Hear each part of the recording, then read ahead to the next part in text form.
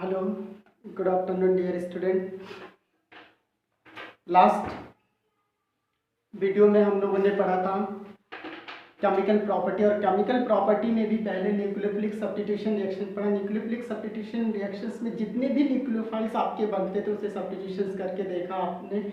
Hydrogen sulphide से किया, mercaptan से किया, आपने थायोइथर्स का फॉर्मेशन किया, अल्कोहल्स का फॉर्मेशन किया, हाइड्रोक्सी ग्रुप से रिप्लेसमेंट करके, नाइट्रो ग्रुप से रिप्लेसमेंट किया, साइनाइड से किया, आइसोसाइनाइड से किया।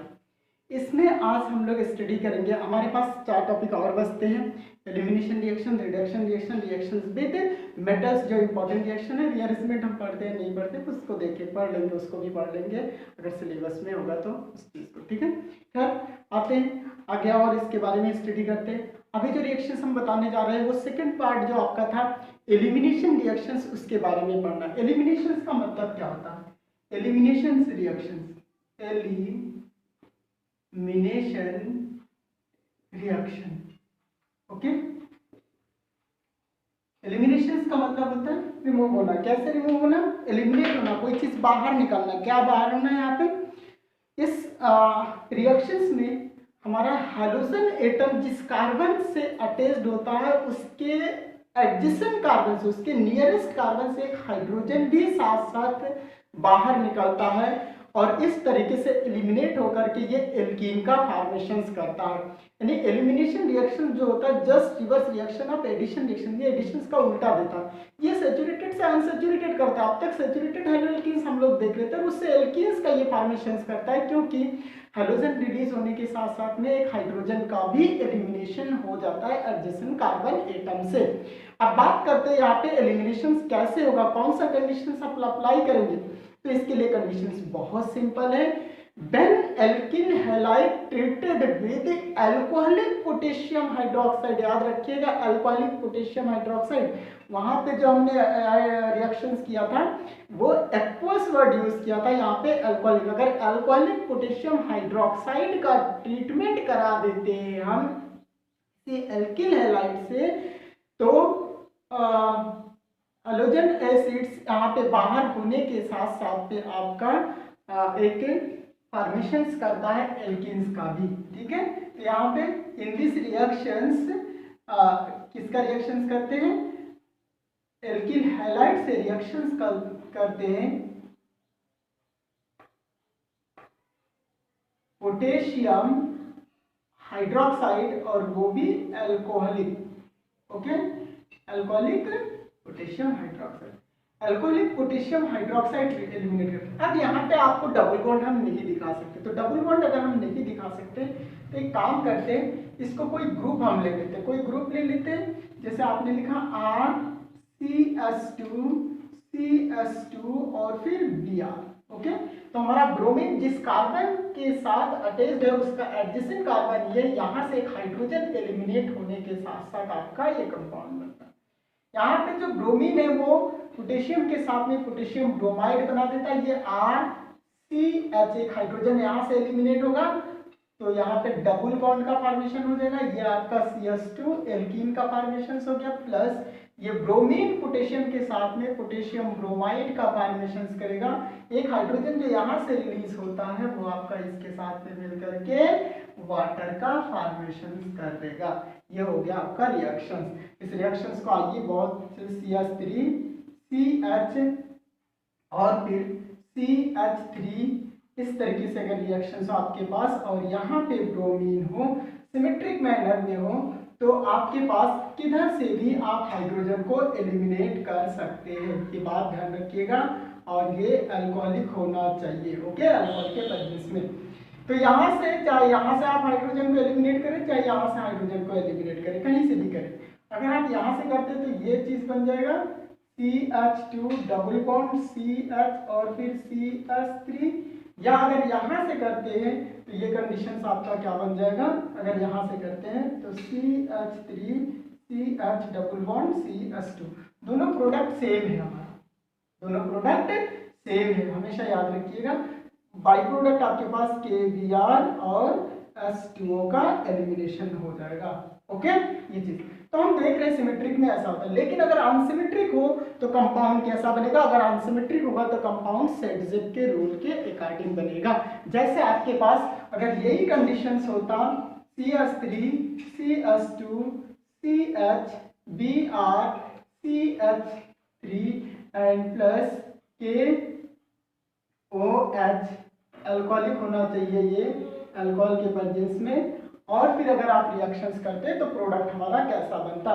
तो according to Saytzeff rule the hydrogen atoms eliminate from those carbon atom having least number of hydrogen atom to the adjacent beta carbon. कहने का मतलब ये आपका अल्फा कार्बन है, ये भी बीटा है, ये भी बीटा कार्बन है, तो अगर अल्फा ये है और बीटा आपका ये है और बीटा आपका ये है, तो कहाँ से हम एलिमिनेट करेंगे? तो एलिमिनेट हम कहाँ से करेंगे? बीटा पोजीशन से करेंगे। लेकिन सेट-जेप के अकॉर्डिंग हमारा हाइड्रोजन उस कार्बन से एलिमिनेट होना चाहिए जिसके पास हाइड्रोजन की कमी। हम देखते हैं इसमें 3 हाइड्रोजन है, इसमें 2 हाइड्रोजन है, तो अगर यहाँ से एक हाइड्रोजन हमारा एलिमिनेट होगा वो सेट-जेप के अकॉर्डिंग, तो मेजर प्रोडक्ट आपका बनेगा CH3 CH डबल बॉन्ड। अब जब यहाँ से एक हाइड्रोजन रिलीज हो गया आ जाएगा double bond CH and CH3, ये आपका कम से कम 80% बनता है, ओके। और 20% आपका क्या बनता है? यहाँ से भी हाइड्रोजन एलिमिनेट हो सकता है, तो CH3 CH2 CH और डबल बॉन्ड CH2, ये आपका 20% के नियर बनता है। ये मेजर बनता है, ये माइनर बनता है, ये किसके अकॉर्डिंग होता है? इसे बोलते हैं सेट-जेप रूल, सेट-जेप रूल, ओके। ये सेट-जेप रूल के अकॉर्डिंग ये आपका मेजर प्रोडक्ट बनता है। क्लियर? हमेशा ये बात याद रखेंगे, एलिमिनेशंस के केस में बहुत इंपॉर्टेंट रिएक्शन है, इस बात को ध्यान में रखना होगा। क्लियर? इस तरीके से हमने एलिमिनेशन रिएक्शंस देख लिया कि एलिमिनेशंस में कैसे एलिमिनेट होकर के रिएक्शंस देता है। अब इसको इरेज करते हैं, एलिमिनेशंस में और ज़्यादा रिएक्शंस आपके पास नहीं है। क्लियर? अब हम पढ़ते हैं एलिमिनेशन, जो हमारा दूसरा नंबर था। अब तीसरा नंबर हमारा आता है रिडक्शन रिएक्शन। तीसरा नंबर आपका क्या आता है? थर्ड नंबर आपका reduction reaction, okay. Reduction reaction यहाँ पे रिड्यूस करना, रिड्यूस करके हम एल्केन्स का फॉर्मेशन करते हैं। In this reactions alkyl halide treated with different types of reducing agent form alkanes, और किसका फॉर्मेशन कर देता है? ये एल्केन्स का फॉर्मेशन कर देता है। एल्केन्स का फॉर्मेशन कैसे करता है ये देखते हैं। रिड्यूसिंग एजेंट हम क्या क्या ले सकते हैं? रिड्यूसिंग एजेंट हम जिंक के साथ में HCl को ले सकते हैं, जिंक के साथ में हम NaOH को ले सकते हैं। दूसरा कंडीशन, जिंक कॉपर कपुल के साथ में हम एथिल अल्कोहल को ले सकते हैं, हाइड्रोजन को निकल के साथ में ले सकते हैं। दूसरा कंडीशन, हाइड्रोजन पैलेडियम के साथ में ले सकते हैं, लिथियम एल्युमिनियम हाइड्राइड ले सकते हैं। In this reactions, in this reaction alkyl halide reduced to alkane, okay, with different reducing agent, different type के रिड्यूसिंग एजेंट हो सकते हैं। और डिफरेंट टाइप के रिड्यूसिंग एजेंट कौन कौन से हो सकते हैं? अभी अभी मैंने आपको डिस्कशंस किया, वो आपके जिंक के साथ में HCl हो सकता है, जिंक कॉपर कपुल के साथ में आपका अल्कोहल हो सकता है आपके पास।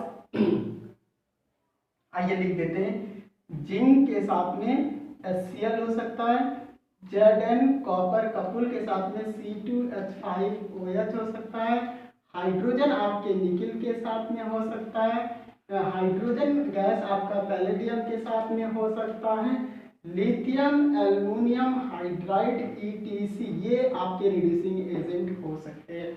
अगर इसमें से कोई भी रिड्यूसिंग एजेंट लेकर के हम रिएक्शंस करेंगे तो डेफिनेटली ये आपका क्या बना देगा? एल्केन बना देगा।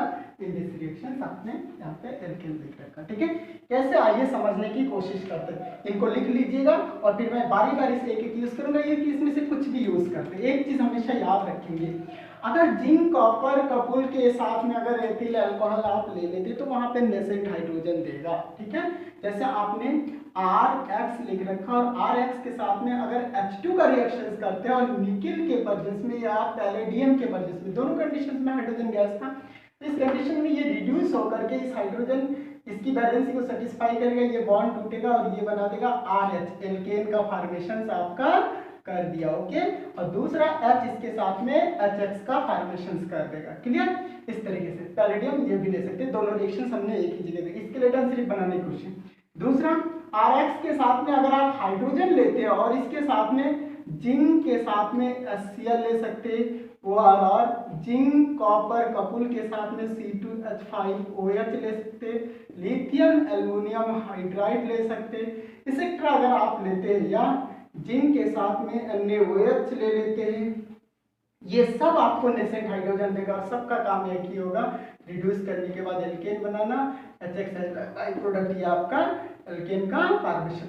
एक रिएक्शन देने की कोशिश करते हैं, यहाँ पे C2H5 और Br लेते हैं और प्लस नेसेंट हाइड्रोजन यहाँ पे ले लेते हैं। नेसेंट हाइड्रोजन इसमें से कुछ भी आपके पास हो सकता है, आप बहुत अच्छा reducing agent lithium aluminium hydride ले लीजिए और रिएक्शंस करिए, ये बनेगा C2H6, एथेन का फॉर्मेशन हो गया plus HBr।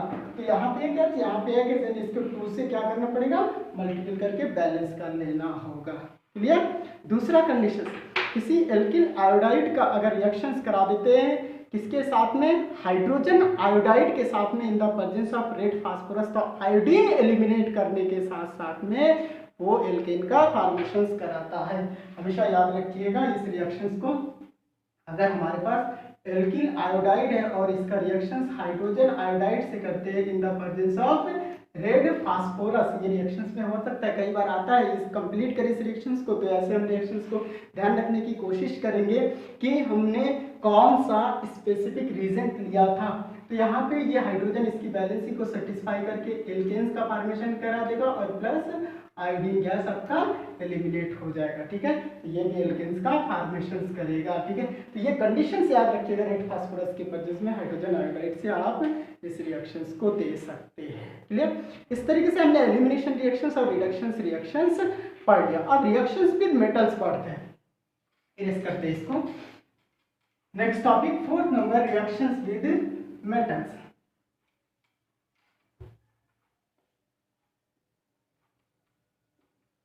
Reaction with metals, okay. Metals के साथ में रिएक्शंस करके ये क्या बना सकता है, तो सबसे पहला रिएक्शंस हमारे पास reactions with sodium.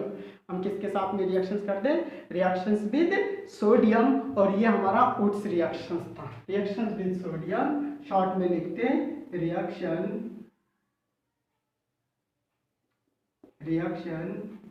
With sodium Na, और इस रिएक्शंस को क्या बोलते हैं, वुड्स रिएक्शन, वुड्स रिएक्शन के नाम से जानते हैं, okay.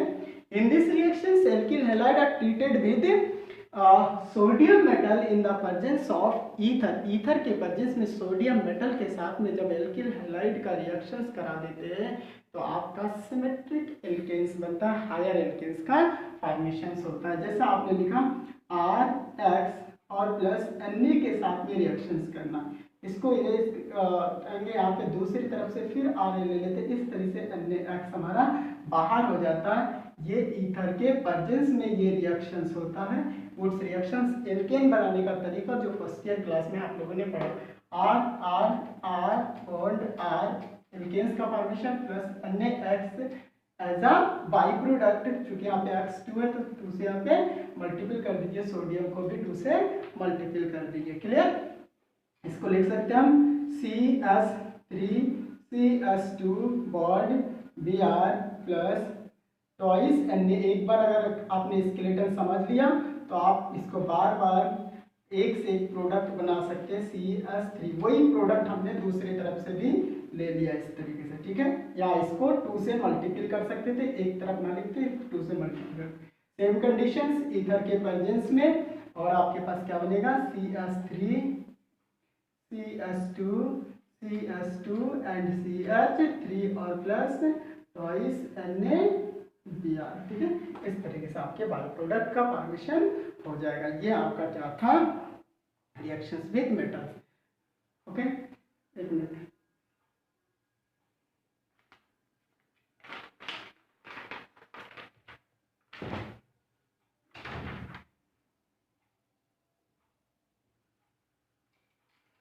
Next reaction with magnesium. इसमें मैग्नीशियम के साथ में रिएक्शंस करके क्या करते हैं, ऑर्गेनोमेटेलिक कंपाउंड्स का फॉर्मेशन करते हैं। रिएक्शन विद मैग्नीशियम, मैग्नीशियम के साथ में रिएक्शंस करके ऑर्गेनोमेटेलिक कंपाउंड्स का फॉर्मेशन करते हैं। ऑर्गेनिक मेटेलिक कंपाउंड, आपको पता है मैग्नीशियम का रिएक्शन जब एल्किल हैलाइड से करते हैं इन the presence of dry ether, ether के प्रेजेंस में, तो आपका एल्किल मैग्नीशियम हैलाइड का फॉर्मेशन होता है, जिसको ग्रिग्नार्ड रीजन के नाम से जानते हैं। इसको विक्टर ग्रिग्नार्ड ने सबसे पहले प्रिपेयर किया था।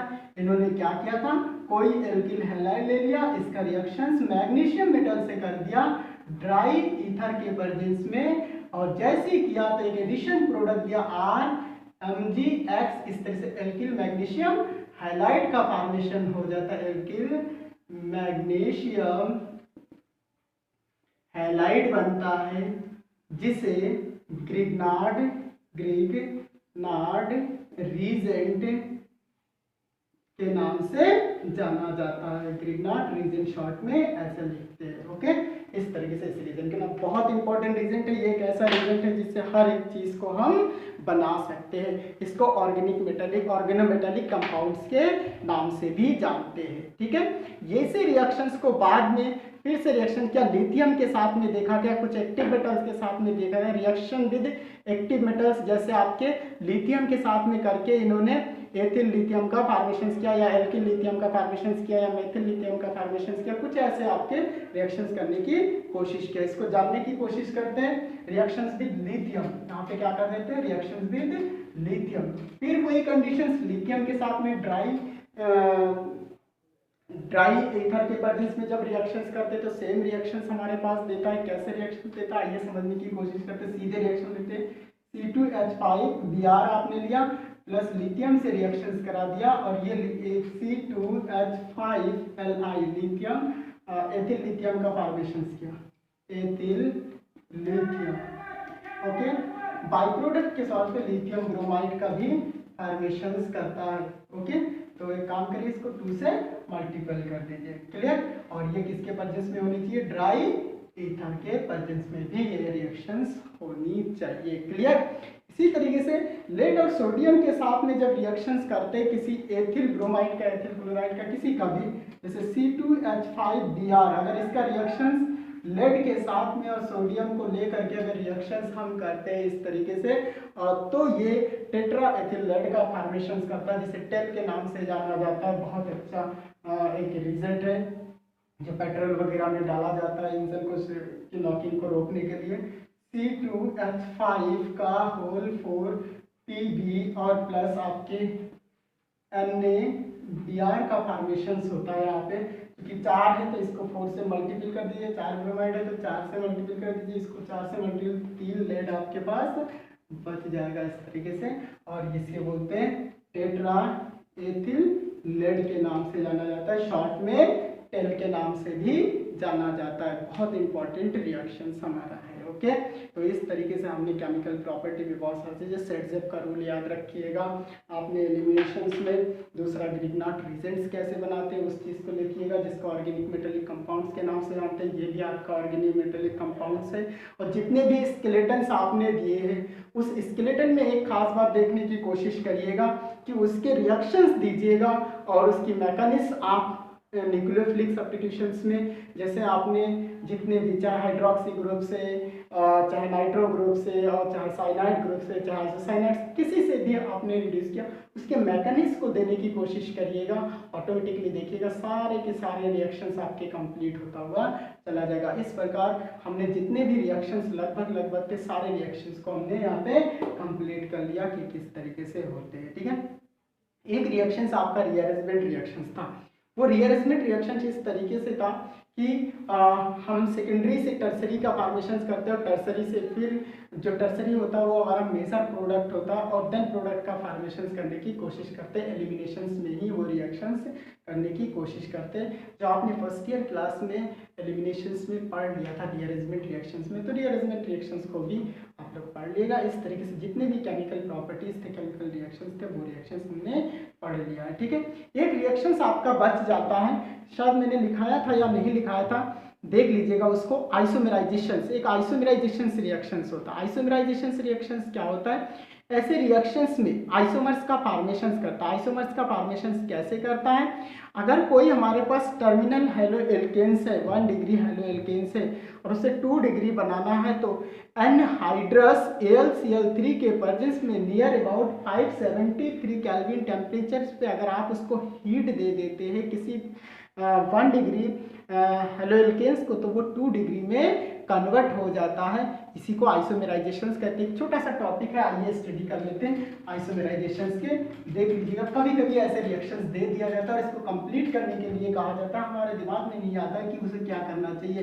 आइसोमेराइजेशन, आइसोमेराइजेशन यानी आइसोमर्स का फॉर्मेशन होना। आइसोमर्स का फॉर्मेशन जैसे आपने लिखा CH3 CH2 CS2 और फिर Cl, और इसको आपने एनहाइड्रस AlCl3 के पर जिसमें 573 केल्विन टेम्परेचर कम से कम इसमें आपने अप्लाई कर दिया। तो ये जो हमारा हेलोजन ग्रुप होता है, यहाँ पे क्लोरीन आपने ले रखा है, ये टर्मिनल पे है यानी एंड पे है, ये उठ करके अंदर की तरफ शिफ्ट होता है और अगर यहाँ से यहाँ शिफ्ट होगा तो ये सेकेंडरी बना देगा CH3 CH और फिर CH3 और फिर Cl। तो आपने देखा रीअरेंजमेंट हो गया मॉलिक्यूल्स का, थोड़ा सा रीअरेंजमेंट रिएक्शन भी इसको हम बोल सकते हैं। यहाँ पे दूसरे यहाँ पे आपका हो गया 1 क्लोरोप्रोपेन और ये आपका क्या हो गया 2 क्लोरोप्रोपेन। क्लियर? एक्सेट्रा। अगर आपके पास ये कंडीशन होता CH3 CH2 एंड Br और फिर आपने इसी कंडीशंस को AlCl3 के साथ में फिर से हीट कर देते एनहाइड्रस AlCl3 और 573 केल्विन टेम्परेचर, तो Br आपका इस पोजीशन पे भी जा सकता है, इस पोजीशन, दोनों में से कहीं पे भी अगर जा रहा होगा तो वो क्या बनाएगा? हमेशा आपका 2 ब्रोमो ब्यूटेन का ही फॉर्मेशन करेगा, क्योंकि इसका नाम होगा आपका 1 ब्रोमो ब्यूटेन। क्लियर? और ये क्या बना देगा? CH3 CH Br CH2 and CH3। Numbering इधर से करेंगे, आपको पता है ये क्या हो जाएगा 2 ब्रोमो और देन ब्यूटेन। ओके, इस तरीके से आप चीज़ों को देख सकते हैं। आई थिंक केमिकल प्रॉपर्टी हम लोगों ने हेलो एल्केन्स क्या होता है उसके इंट्रोडक्शंस पढ़े थे, हेलो एल्केन्स में कितने टॉपिक्स है वो देखे थे, और उसमें से आपने हेलो एल्केन्स प्रिपरेशंस पढ़ा था, नॉमेनक्लेचर पढ़ा था, आइसोमेरिस पढ़ा था, और फिर फिजिकल प्रॉपर्टी, केमिकल प्रॉपर्टी, और केमिकल प्रॉपर्टी भी जिस 4-5 टाइप की थी उसको भी हमने स्टडी कर लिया। आई थिंक हेलो एल्केन्स हमारा खत्म हो गया। अब आपके पास एक छोटा सा टॉपिक आपके पास आगे देखते सिलेबस में क्या हमारे लैबोरेटरी मेथड में क्या क्या चीज़ प्रिपरेशन है। तो हमने बताया था कि एथिल ब्रोमाइड एक स्पेशल टाइप का जो कंपाउंड्स है वो लैबोरेटरी में प्रिपेयर करना है, कैसे करना है इसको नेक्स्ट वीडियो में हम लोग देखने की कोशिश करेंगे। फिलहाल के लिए यहाँ तक के सारे टॉपिक्स आपको क्लियर होने चाहिए। वीडियो को शेयर करके रखिएगा, घुमा घुमा के देखिएगा, और जो यूट्यूब चैनल है वहाँ पे जा करके आप कमेंट्स लिख सकते हैं कि कैसे होगा, लेकिन अच्छे से स्टडी करने के बाद ऐसा ना हो कि मैंने समझा और आप कमेंट्स करते जाए, ये अच्छी बात नहीं है। सबसे पहले अपने ऊपर फोकस करिए कि बिना पूछे आप सब चीज़ जान जाए। Okay, thank you.